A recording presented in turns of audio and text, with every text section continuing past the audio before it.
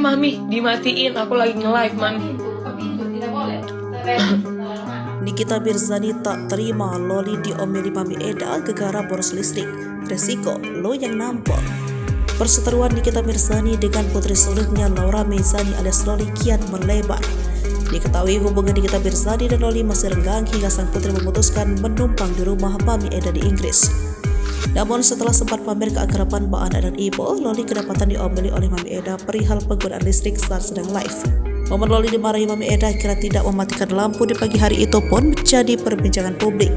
Warganet pun menyindir sifat asli Mami Eda yang perlahan mulai terlihat.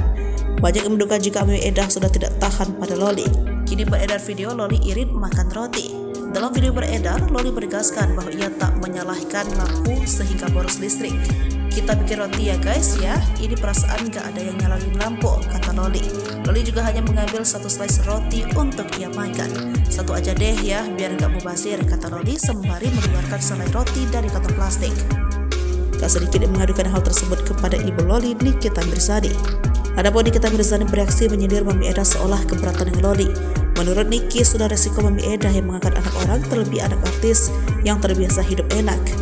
Cuci baju kotor udah dicuciin, terus sekarang mama ngeluh masalah lampu bayar mahal semenjak anak itu tinggal di situ.